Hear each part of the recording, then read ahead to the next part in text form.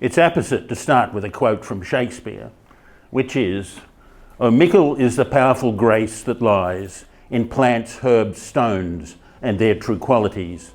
For naught so vile on the earth doth live, but to the earth some special good doth give." This evening we'll be discussing the role of the plants in doing good. So to put cancer into context, let's start at the beginning, which at least the beginning of our solar system, which is about 4 billion years ago. Life started about 3.5 billion years ago. And we started with the plants, and then 1.547 billion years ago they gave rise to the animals, and a mere 9 million years later the fungi came along. Now the cellular mechanisms we use in our bodies to control cancer, they're 95% common with the plants. So this basically control of mutation had been sorted out 1.5 billion years ago, and we've only added a small number of molecules since. There's probably only a molecule every 100 million years for the last 600 million years been added to the whole cascade of the apoptotic process. But there are 35 trillion cells in the adult male body, and there's 1 billion cell divisions a day, and each one of those cell divisions is the opportunity for a cancer. You should also bear in mind that each organ evolves separately in its response to cancer. So they all have different treatment regimes. There's 117 different types of cancer, and there's also cancer stem cells and cancer bulk cells, which require different treatments for each cancer organ. So potentially 234 cancer treatments will have to be developed. This is an indication of what it's sort of like. This tries to show the cellular membrane. This is called a death receptor. All of your living cells have got death receptors on the outside. There are 5 types of death receptor. There's a thing called Fas ligand that runs around in your bloodstream. It binds the death receptor, and it sends a signal down through this apoptotic cascade of the caspases. We've got caspase 8 here, caspase 3, and so on, through other signaling molecules down to the nucleus. That's the mitochondria. That's the nucleus. And that tells the cell to kill itself. There's a separate process through the mitochondria. This is the extrinsic innate process, this is intrinsic, and it's actually a lot more complicated than that. There's a lot of molecules involved. Now it's a mutation in the production of anti-apoptotic proteins that causes a cell to become immortal and thus a cancer. And this is a list of the currently known anti-apoptotic proteins between the cell surface, where the death receptor is, and the nucleus down here. And the way chemotherapy and radiotherapy work is that they stress dividing cells. The dividing cell, being stressed, sends a signal up to the cell surface to express more death receptors, and that overcomes, by producing more pro-apoptotic proteins, overcomes the imbalance of the anti-apoptotic proteins versus pro-apoptotic proteins. On the cell surface, I used to associate with the professors Moray, Jim Moray and his wife Dorothy Moray at Purdue University, Indiana, about 20 years ago. And Jim Moray discovered the NOx molecule, the external membrane of all cells. And in cancer cells, at a certain stage of the development of a cancer cell, about 40% of the NOx molecules will turn into tumor NOx. Nothing binds to ordinary NOx, but a number of plant molecules bind to T-NOx. And what NOx molecule does, it provides a hydrogen ion uptake for making these anti-apoptotic proteins C-flip under the death receptor, which stops accidental triggering of the death receptor, and XIAP, X-linked inhibitor of apoptotic protein, which stops caspase 3 being triggered. And by virtue of that 40% turning into T-NOx, they get blocked, and the overproduction of anti-apoptotic proteins is reduced, and the cell can go back into balance, and the cell can then die. This is what nature provided to us, which begs the question of why we don't get it in our cancer treatment now. A bit like vitamin C. There's only about 3 animals on the planet that evolved not to make their own vitamin C. We're one of the 3. If you don't get vitamin C in your diet, you're dead within about 3 years. By the same token, we've evolved to rely on a lot of other molecules turning up in our diet, except it takes you about 20 years to die instead of just 3 years. Now, when I said each organ evolves separately in its response to cancer, that's borne out by this. So The Morays discovered the NOx molecule, and they discovered the T-NOx molecule, and then they said, well, if it's on the external membrane of cancer cells, it'll be shed into the blood. If you detect T-NOx in your blood, you know you've got a cancer.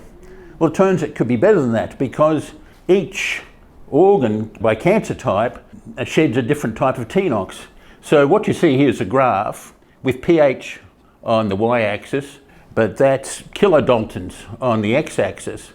So that's higher kilodaltons, it's higher molecular weight over here, higher pH up here, and some things come twice, but there's a variant: bladder, colorectal, cervical again, prostate, and so on. Now, at one stage we're going to commercialise this, and therefore you have a blood test that will tell you exactly which cancer you had, but nothing came of it. There was a personality clash or something over in the US where this was trying to achieve it.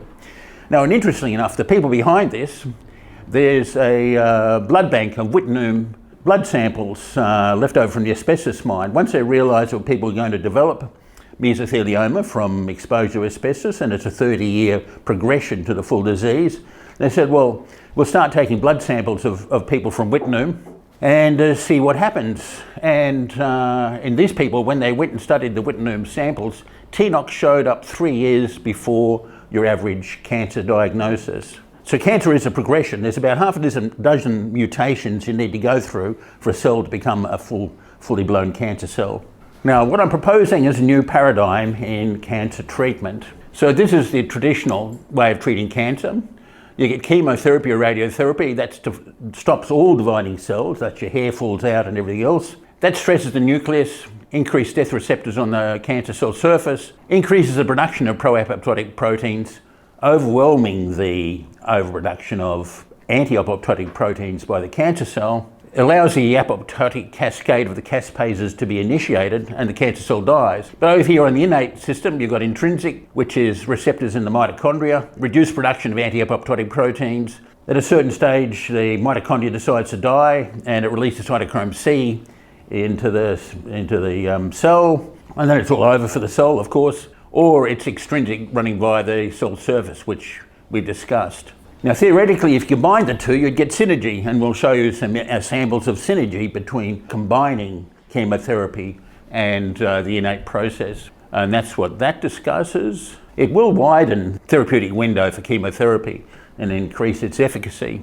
Now, you do want to, traditionally, chemotherapy is given at the dose just short of what kills the patient, because unless you kill the cancer, it will mutate around the drug, and then you've got to go to a different drug or it's all over.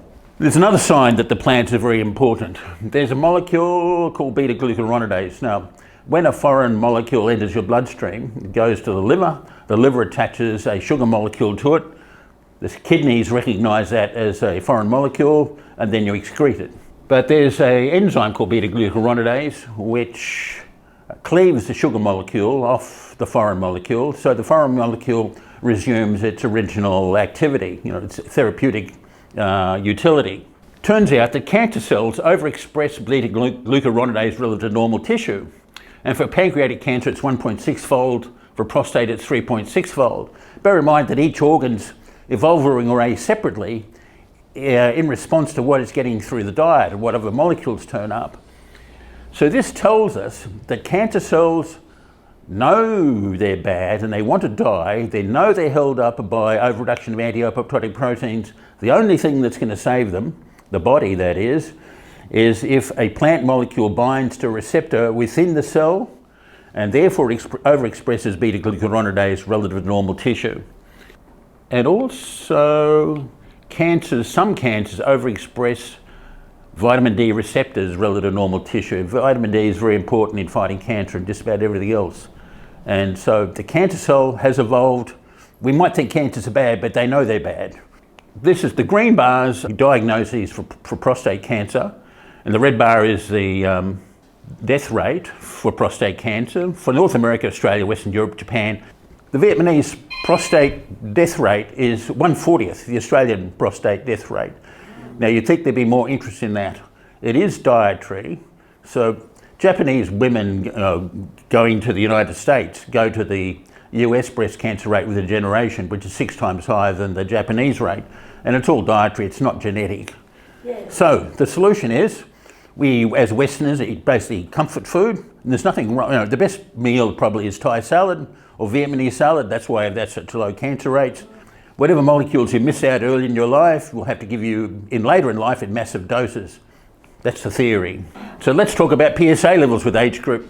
Once again, that's the United States, Taiwan, Korea and India, and that was me about 5 years ago. I'm now over here. Everybody talks about the PSA and prostate problems as being inevitable, but they're not. You can't keep them under control. We're not meant to have degenerative diseases, actually. Breast cancer. This is breast cancer rates by 5-year cohort, 5 years apart down here. Australia, Philippines, Hong Kong, Japan and Thailand. So the Australian rate is 6 times higher than the Thai rate. Okay, what makes a good drug? A good drug will be a combination of efficacy, which we measure as the IC50, which is concentration will kill half the cancer cells in vitro. Bioavailability, which is what proportion of what you ingest gets across the small intestine into the bloodstream. Half-life, which is the body's attempt, the liver's attempt to get rid of the drug as soon as it's in the bloodstream before it can do any good. And the therapeutic window, which means that for some molecules, there's a minimum concentration before you start getting effect, and you actually have increased effects as it goes. And the combination of those things tells you how efficacious your drug will be. If you want to use these plant molecules to aid your chemotherapy, you should dose yourself 48 hours in advance of the chemotherapy. Giving it at the same time doesn't work.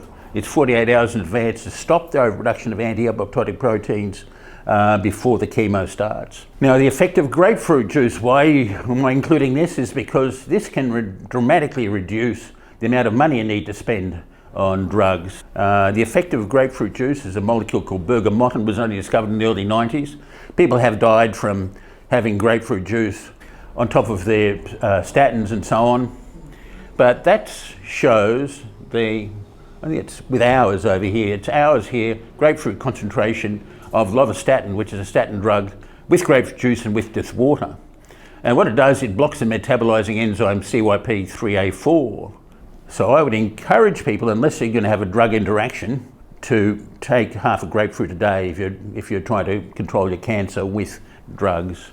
Now, this is an indication of bioavailability with or without a fatty meal. So this is ivermectin. That's the blood concentration here up the y-axis, time on the x-axis in hours.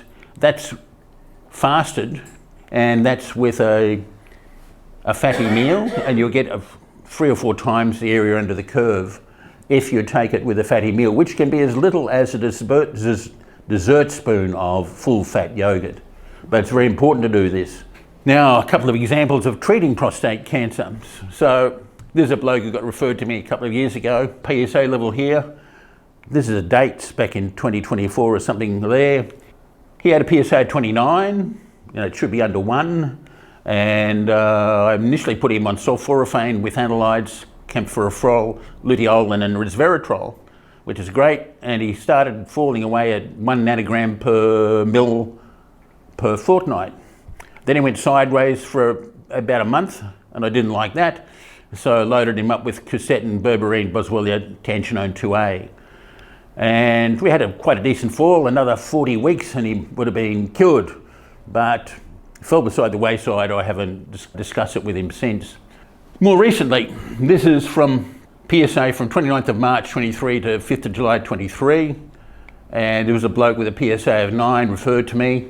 I put him on a more intense regime. Now, ideally with these molecules, the plant molecules in particular, you take them every 8 hours because they have a peak in about an hour after ingesting them, they fall away, and you don't want to let the cancer cell breathe. If you let the cancer cell breathe, you've got to reset the clock.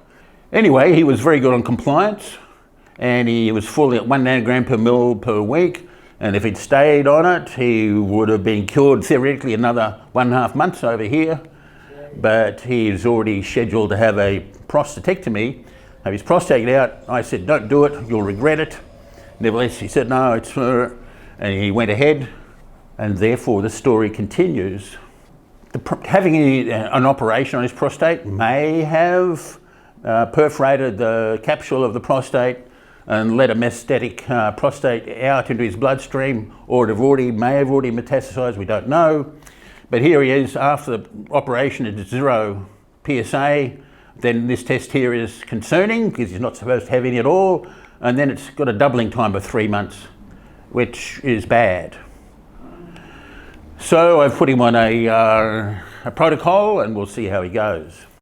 Now, some of you ladies here might think that's a lot of slides about prostates and PSA and I don't have a prostate, doesn't concern me. Well, think again. The patriarchy is insidious. According to this paper, if you get diagnosed with breast cancer from here, you too will be expressing PSA at an average of 0.3 of a nanogram per mil, as this bloke is about back in March. And unfortunately, it can't be used as a marker of tumour progression or not, or regression.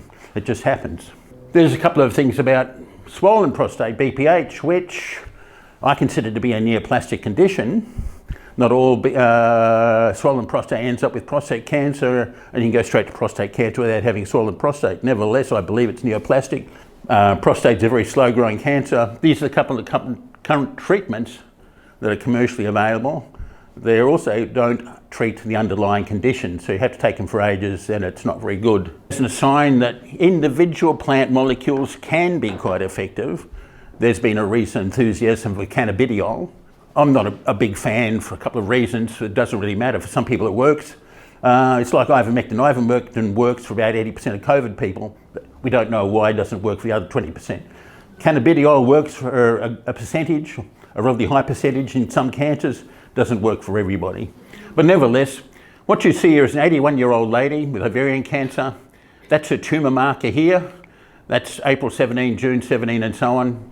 She was taking 2 drops of cannabidiol under the tongue every day and it cured her of ovarian cancer without any other problems or thing being used. If plants have an effect on cancer for all these different organs, what about all the other degenerative diseases we have?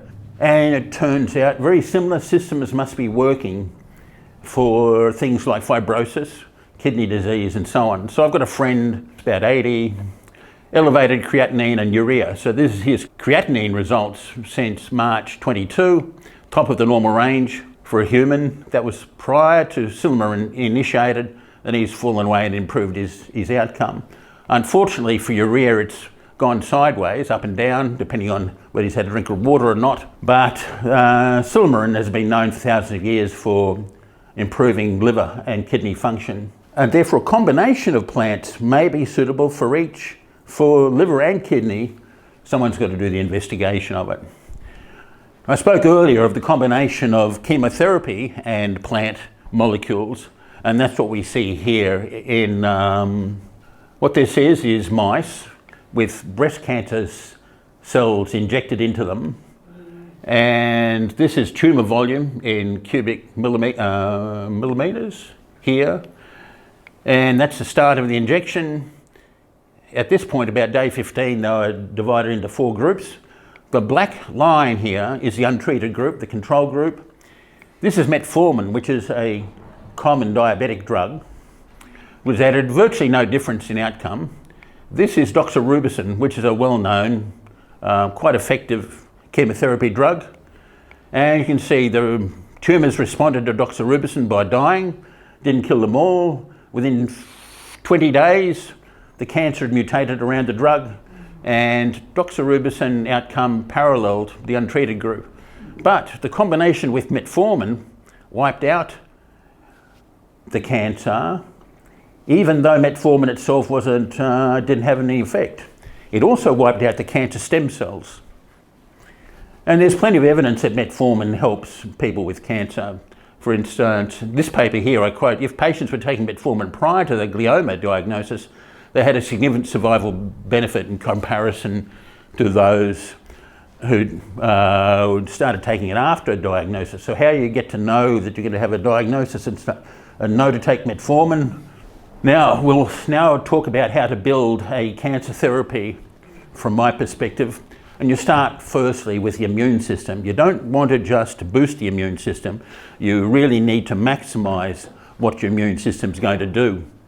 As an indication of that, this is breast cancer incidence over 4 years, 1, 2, 3, 4.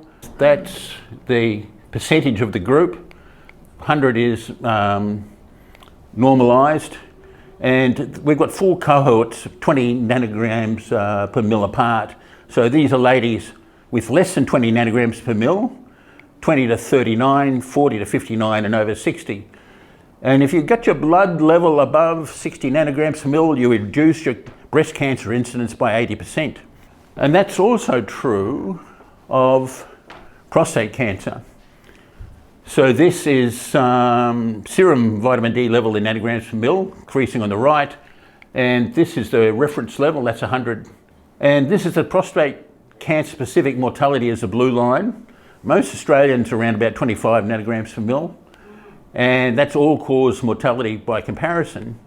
But prostate mortality halves by the time you get to where you should be, in the low 50 nanograms per mil. So where does vitamin D come from? It comes from UVB in the 290 to 350 nanometer range. And as an indication, this is UV levels in Melbourne. So that was, so I can read over this one, that's summer 15th of January 2022 on the left, and that's 1st of August 2022 on the right.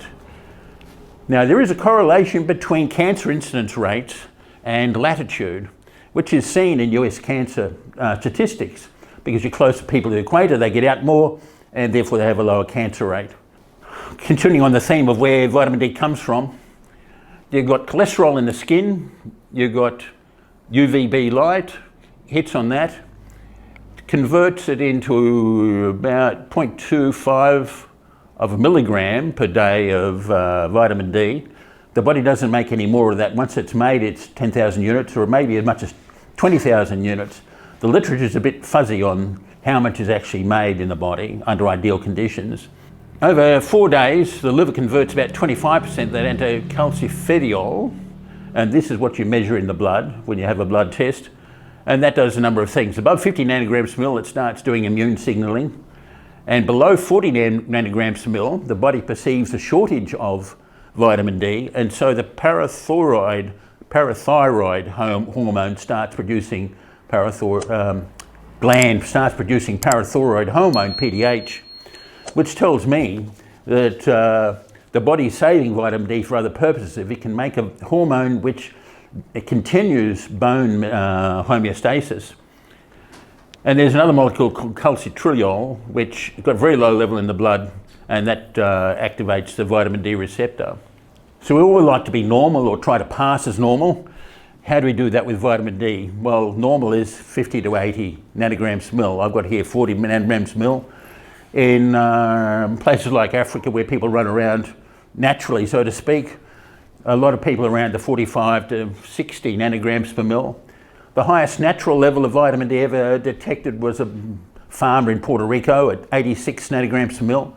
You can get to the low hundreds on a sunny tan bed. You don't get toxic effects till you're up above about 150 nanograms per mil. But that said, there's an anecdotal report in the medical literature of a 81-year-old lady who was taking 50,000 units a day, got herself to 150 nanograms per mil, and held off a pancreatic tumour for some time. They don't say actually what ended up happening to her in the end, but she was certainly alive for a lot longer than she was expected to be. Now, unfortunately, a lot of people in our society don't get enough vitamin D, and this is a trial of vitamin D supplementation in a Romanian nursing home, and that's at 10 nanograms per mil. Normal's up here. And they added 5,000 units a day of vitamin D to the bread, and it took a year to get up to normal, about 50 nanograms per mil, and it took 2 years for the vitamin D to wash out. It's concentrated in your fat stores. There's another way of looking at vitamin D. So this is on the x-axis, increasing daily dosage of vitamin D, that's at 20,000 units. I think this is weight. On the y-axis, and these lines are for normal weight. No, this is normal. This is obese. and so on, whether you're overweight, underweight or obese.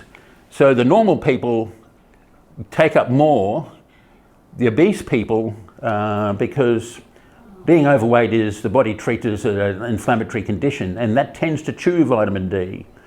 So the obese people are chewing vitamin D much faster than people who think they're normal.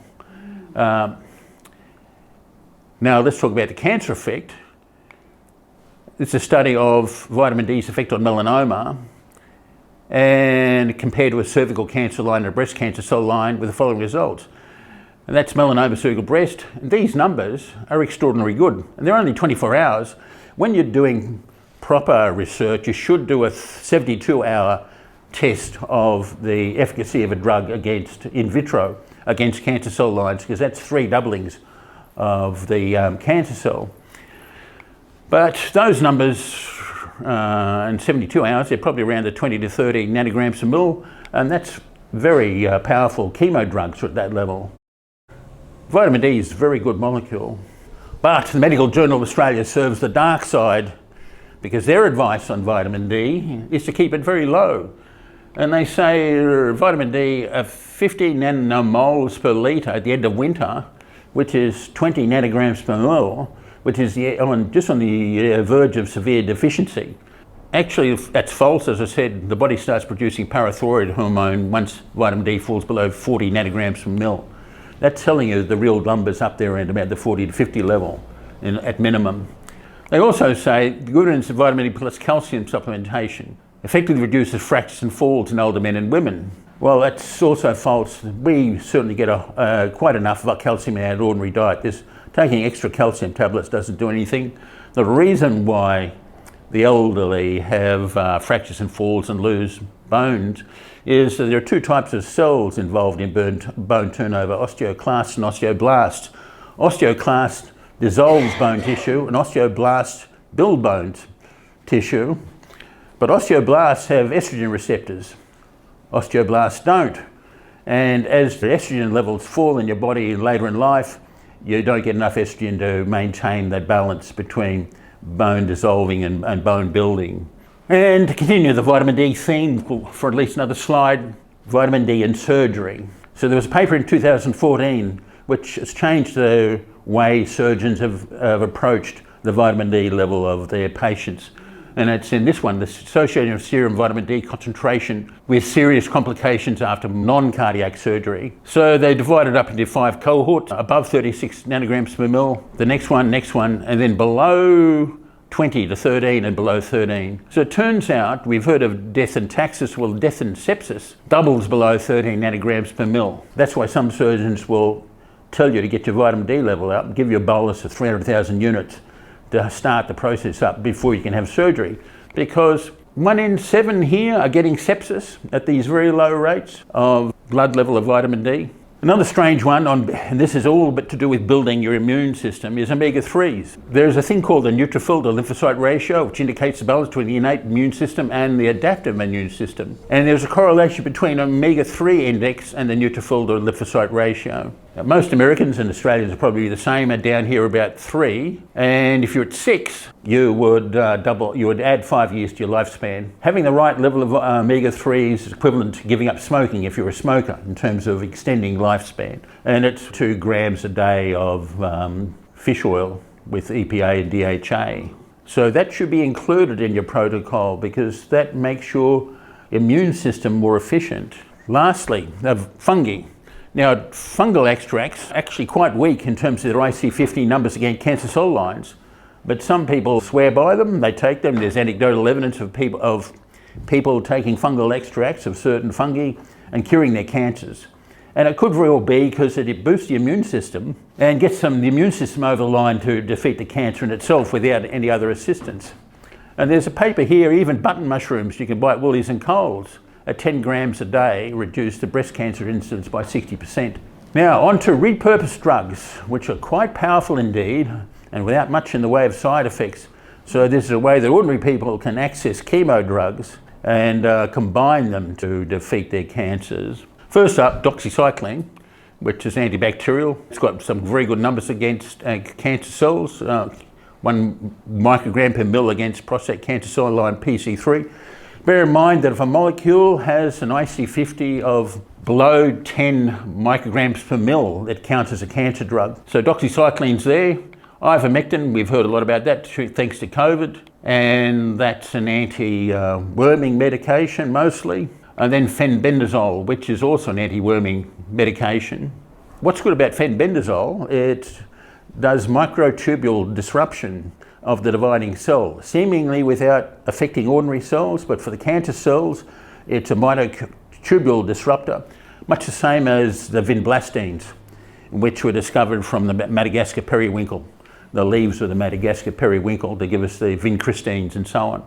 In terms of veterinary supply, that's a sample of Panacur made by Merck. It's very expensive, $318 for a $2.25 bottle of 10% fenbendazole. You can get it cheaper out of the UK, and I've just got some in from India as tablets actually. So here's the numbers, but that's cancer. This is for doxycycline by the IC50 numbers. Melanoma 1.4, 1.2, 0.8. All very good numbers, except for pancreatic, they miss out. And I've included the price from Chemist Warehouse. So that's 28 milligram tablets, no, 100 milligram tablets, 28. That's a good price to get rid of cancer for those sort of IC50 numbers with no side effects. Once again, this is fenbendazole.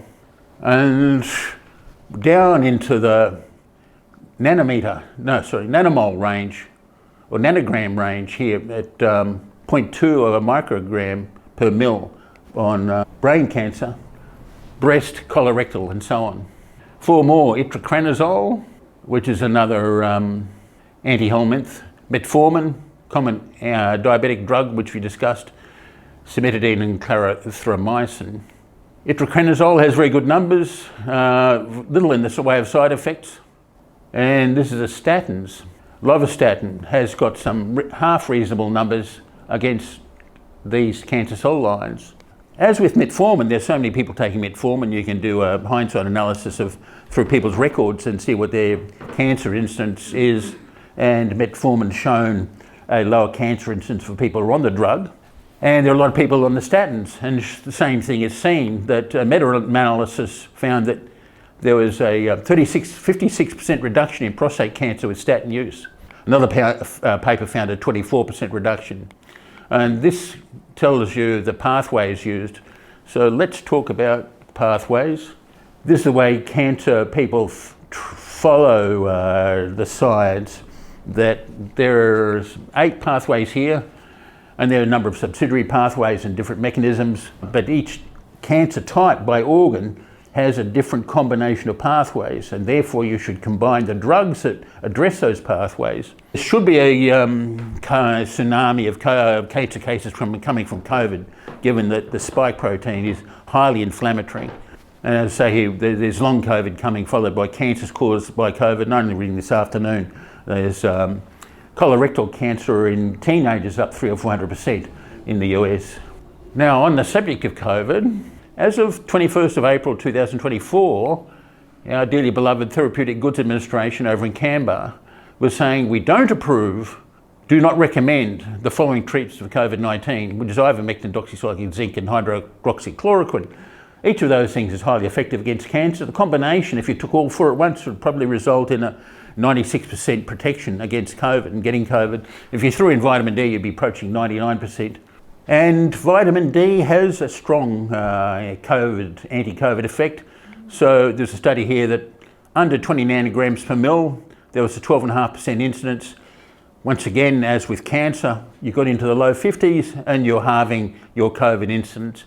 That's another good reason to get into the low 50s and beyond to protect yourself from that thing.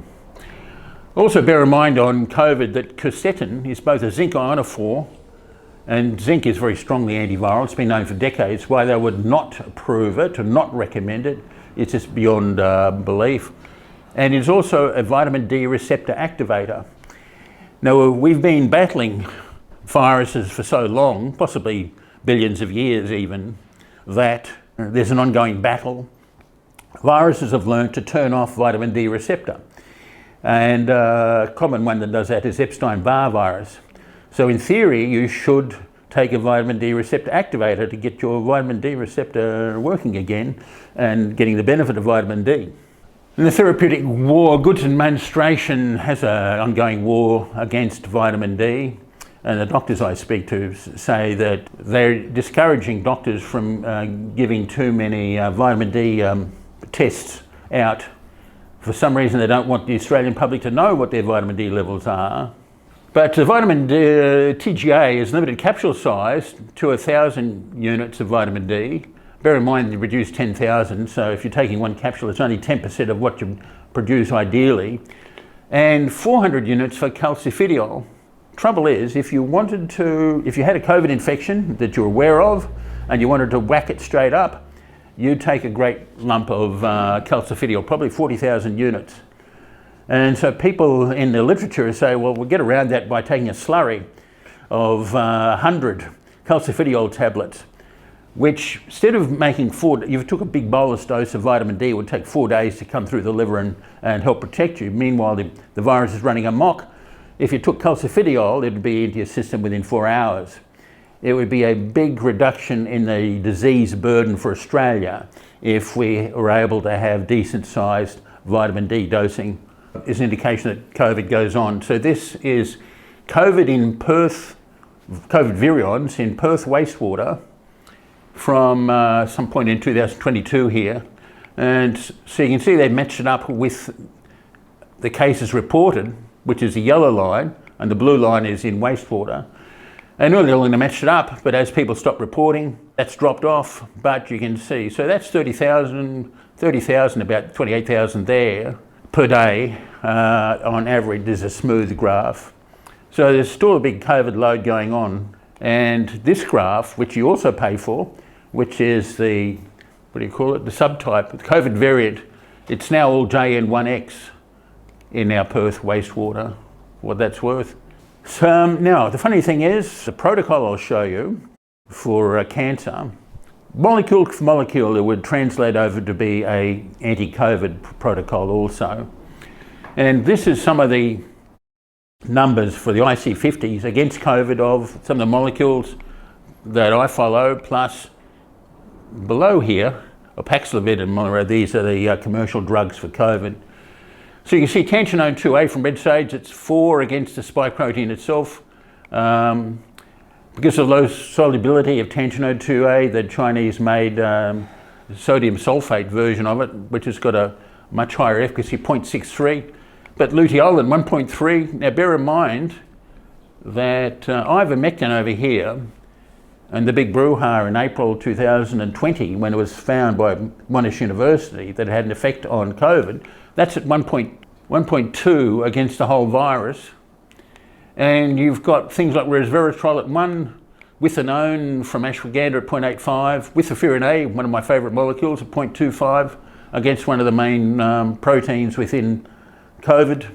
And selenium has an effect on COVID, so there's a molecule called epsilon down at 1.28, much the same as ivermectin.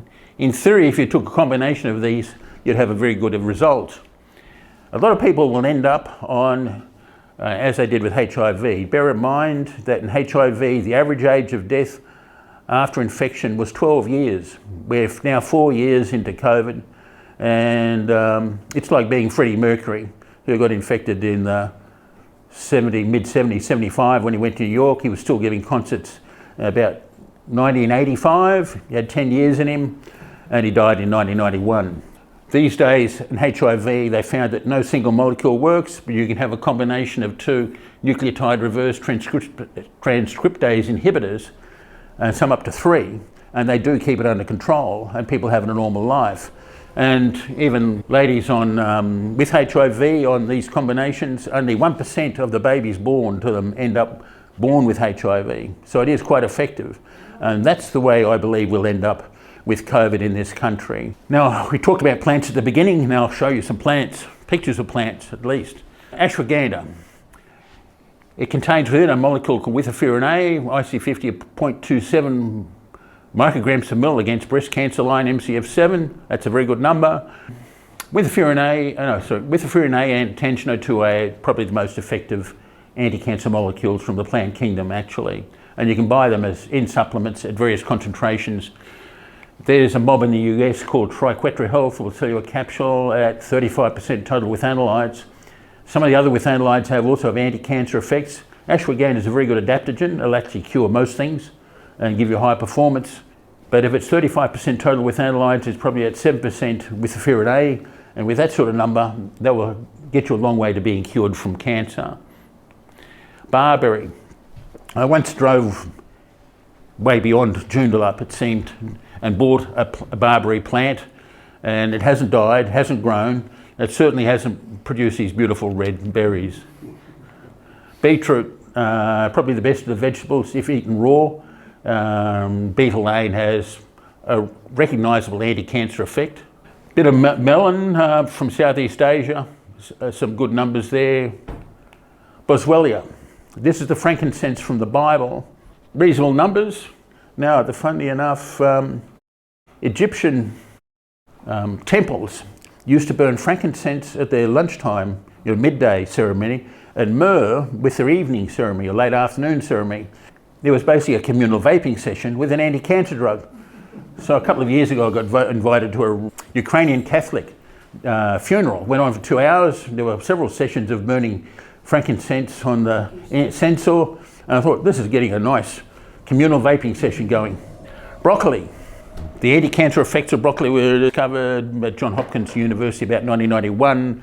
I believe it's overrated. I spent a lot of time looking at this molecule, sulforaphane, which is a very good molecule if you get enough of it at the right price, but it occurs in the plant as another molecule, glucoraphanin, at about normal broccoli seeds, about 1% glucoraphanin, and there's also an enzyme called myrosinase. And no more is produced in the plant after the thing sprouts, and the whole thing gets diluted. So this is probably 1/50th glucoraphanin content of the sprouts, red ale sprouts. So the bioavailability, so 10% if you're just eating glucoraphanin and you don't have any myrosinase and you're just relying on your gut flora to cleave the sugar molecule off it. If you've got myrosinase added back, you're at 40% bioavailability, and if you're getting synthetic sulforaphane, it's 70% bioavailability. These days, people in the US have grown broccoli seeds up to 13% glucoraphanin, and they'll sell you a product standardised at 10% glucoraphanin. Quite decent numbers, but I'm afraid it's a dead end therapeutically, because you really can't get it concentrated enough, and you really want to rather have a molecule that's stable from day one as soon as you put it in your body. Burdock. This is from the European tradition, which has largely been forgotten. There's the molecule artidogin, 0.7 of a microgram against the prostate cancer cell lines. Now, it's used for cancer in dogs. In fact, dogs and horses have some very good molecules available to them, because there's no testing involved, there's no clinical trials, no one owns the intellectual property. But if you can get this stuff, that's probably very worthwhile, actually. Cape gooseberry, I did buy some Cape gooseberry seeds from Bunnings and planted them out, and they look quite healthy, and I couldn't understand why they weren't bearing these berries. And then I read online that you've got to keep them 70 centimetres apart to bear fruit, but nevertheless, you can skip that bit, but I had to learn how to do it. You can plant these things and they're quite edible. I do recommend them. Cornelian cherry, once again, this is from the Caribbean region. Crepe ginger, some very good numbers. It's only one paper had these very good numbers. There was a nursery in Perth that used to stock crepe ginger, but then they gave up because the frost hit it. But someone should follow these up to see if those numbers are real. Japanese lantern, it's like Cape gooseberry. Some very good numbers. Again, cervical cancer line of 0.26 of microgram. Custard apple, that has a certain amount of effect that you can get in bulk. You can grow the thing in your yard. Glaucoconda is one of the biggest used plants in South America. From the bark, an IC50 0.2 of a microgram for colon cancer cell line, and so on. A lot of preparations in South America based on this. Hopbush, when our pioneers came to Sydney, they couldn't get hops to make beer. They wanted beer, so they used this thing.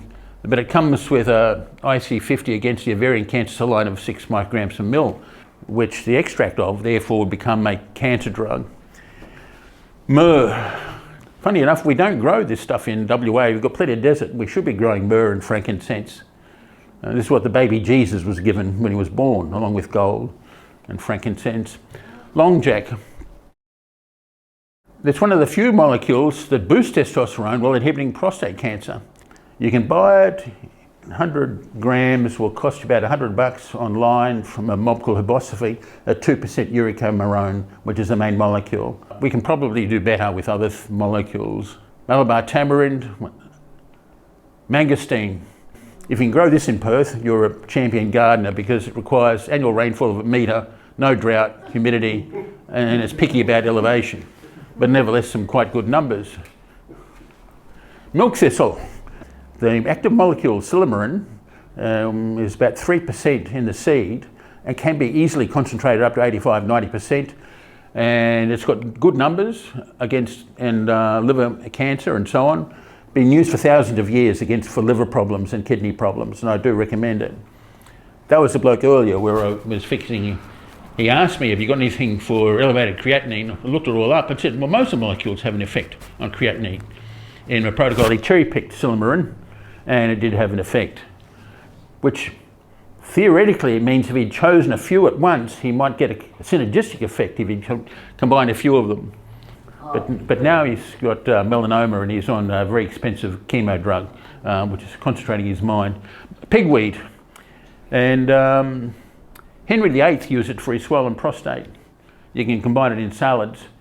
And this is the sort of thing which you should include in your ordinary diet if you want to keep cancers under control. Schisandra, that you can buy this stuff too, it's quite good. Soursop, everyone knows that. Tamarillo, I did buy a Tamarillo from Coles for about $1, a dark red thing, planted out the seeds, about 40 of them came up and grew it quite successfully, and it bore fruit like this, an orange colour. You can grow it in Perth successfully. If I can grow it, you can grow it. Tomatillo from Mexico. And now on to the protocol that I put together. So we start off with the immune system, vitamin D daily, quercetin, because it's a zinc ionophore and a, what's the other thing to do? Vitamin D receptor activator, zinc. It's not just prostate. The prostate is a zinc hog, can be up to 40 times the normal systole in prostatic tissue. But zinc also keeps a number of other cancers under control, has an effect on them. Omega-3, which he discussed, which is quite strange, but there is a correlation between reduced cancer incidence and omega-3 intake in itself. Bergamottin for the control of the liver clearance, but be careful of drug interactions if you know of other stuff that people might be worried about. Fungal extracts, and that's about as good as you can go. Not included here are melatonin, N-acetylcysteine, vitamin C, and so on, because in these drugs, we're going to be relying upon reactive oxygen species generation for the large chunk of the anti-cancer effect. And certainly in vitro trials and in some in vivo trials, those antioxidants blocked the action of the anti-cancer action of the other molecules. So given the choice between the two, I'd rather have my molecules working as designed. Now, to go back to the original theme of this whole thing, you increase the production of pro-apoptotic proteins and you decrease the production of anti-apoptotic proteins. To do the first one, doxycycline, ivermectin, fenbendazole, itraconazole, metformin and lovastatin. You can use other statins. Every man and his dog should probably be on metformin if you're worried about cancer. And the combination of those things with about 6 different modes of action will certainly give most cancers a good whacking. And then onto the plant molecules, withaferin A, Canchino 2A. Withaferin A is from ashwagandha, which is the main herb of Ayurvedic medicine. So in India, every Ayurvedic formulation has ashwagandha in it. Tenchino 2A is from red sage, which is called Dan Shen in Chinese. It's one of the main herbs of traditional Chinese medicine. And both those molecules have got IC50s, not on non-prostate, but some other cancers down around 200 nanograms per mil. luteolin, and funny enough, I've been doing cancer research on and off for 25 years odd, and when ChatGPT came along, I asked ChatGPT, what combination of flavonoids would I use to fight cancer with? And it comes back saying, well, of course, get proper medical advice and don't try to do anything yourself. But if you wanted to proceed, this is what you'd do. You'd get green tea extract, ECGG, green tea extract. I thought, well, that's no good. There was another one, that's no good either. And they had luteolin. And only 2 weeks prior to that, I'd read a paper that said luteolin at 3 milligrams per kilo had shrunk a prostate cancer in mice by 60% in about 2 weeks. Oh, well, that's a effect worth going for in vivo, and it's achievable therapeutically. Anyway, ChatGPT got there in about 5 seconds, and it took me 25 years to... And berberine, all these molecules have no side effects, so you can load yourself up. Some confirmation, we'll now go through other people's protocols to see what they say. So there was a mob in the UK called Care Oncology Clinic, and this was their protocol for all their clients, which is simply metformin, anti-diabetic, a statin for heart problems, doxycycline, and mebendazole as an anti-worming thing. And another corroboration is that there's a prominent Australian who in 2020 had a melanoma cut off his leg. The doctor checked afterwards to see if there was any things still circulating in his bloodstream, and they found melanoma cancer stem cells circulating in his bloodstream, which meant that he'd had metastases. Now, PET scans only detect things down to about 3 millimetres, and you could have anything under 3 millimetres, you won't be aware until it grows a bit larger than that. From a cold start and having no medical background, he hit the books, and he's still alive 4 years later because this is what he's doing. So I've divided into the prescription drugs here, non-prescription, and other stuff. But at the top it says he's on a keto diet, less than 20 grams per day of carbs and sugars, no bread, pasta, potato, etc. Just walnuts, shiitake, mushrooms, coconut water. Now I wrote this protocol up in October 2021, and it's available online if you go through that link. There's a prominent Australian at the National Living Treasure level. He's on TV a bit. Anyway, he's on fenbendazole, good, cimetidine, it's an antihistamine, that does have an anti-cancer effect. Melatonin, I wouldn't be doing that myself. Whatever this one is, pyridine, propanol, and then fenbendazole, and ivermectin. So he's up to about 1.2 grams a day of these anti-worm drugs. Metformin, Celebrex, and whatever that is, and another antihistamine. Then a lot of name nutritional support, but these things do have some things like silymarin, zinc, resveratrol have anti-cancer effects. And then there's the rest of it. He's taking 40 different capsules twice a day. Melatonin, 60 milligram capsules at 4 per day. The pineal gland, which melatonin comes from, only produces 0.3 of a gram per day. And if you try and buy melatonin online, they start at about 1 milligram tablets, go 3, 5, and I bought them at 20 milligrams. But 240 grams. Turns out melatonin is made within your mitochondria due to irradiation from the near infrared. Just as vitamin D is made in a part of the UVB spectrum, the body doesn't waste spectrum, it seems. You're irradiated in the near infrared. Theoretically, it's what leaves on trees would do. If they're hit by full sunlight, they absorb that and radiate it at a longer wavelength. And the body uses that. It probably penetrates about that much into your flesh, not just on the skin, and in the mitochondria to make melatonin. And it's produced and consumed within the melatonin. So that's why its effect hasn't been discovered until recently. But at that rate, 240 milligrams a day, he's probably producing half of his daily needs, consuming half of his daily needs with a supplement. And then there's some of the other stuff, black cumin seed oil and so on. Also note here, he has infusions of vitamin C at 90 grams. Now if you try to take vitamin C as a tablet, only about 250 to 500 milligrams will cross into your bloodstream. There's no point in taking any more than that on a daily basis because you just won't get into your bloodstream. But you can take it as an injection, so he's taking 90 grams at a time. And he also is on high hyperbaric oxygen therapy, which is 100% oxygen at 2 bars for 3 hours a week. Now, this is another protocol produced by a Dr. Paul Marik. He's quite a good doctor. He's part of the FLCCC Alliance Against COVID, and he decided to write this book, Cancer Care, which is about 300 pages, available, downloadable online. You can get it from this link. So he's on vitamin D, as I am. That's a good start.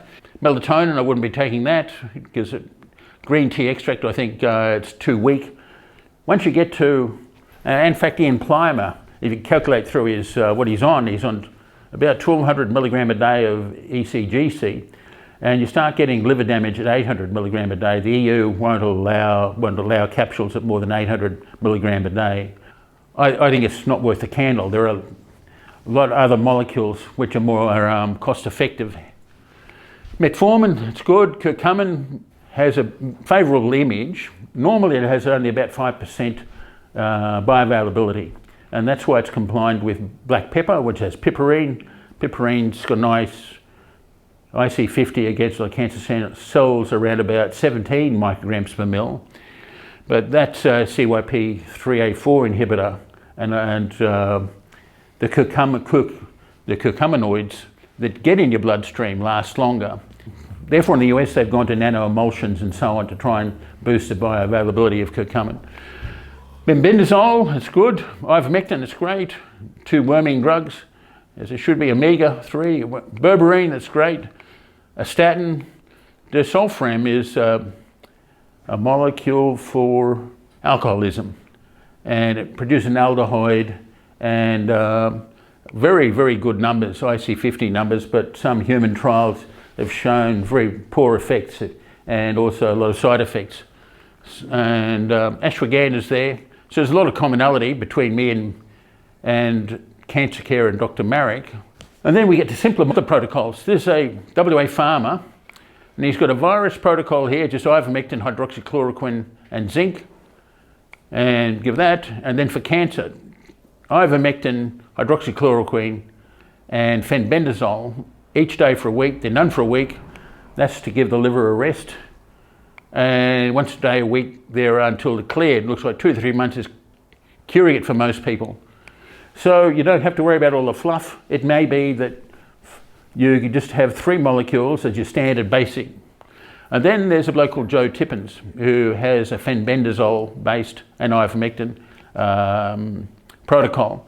And it's an interesting story. Fenbendazole was discovered as an anti-worm drug, and about 2008 there was a test on mice that spontaneously develop a cancer, transgenic mice,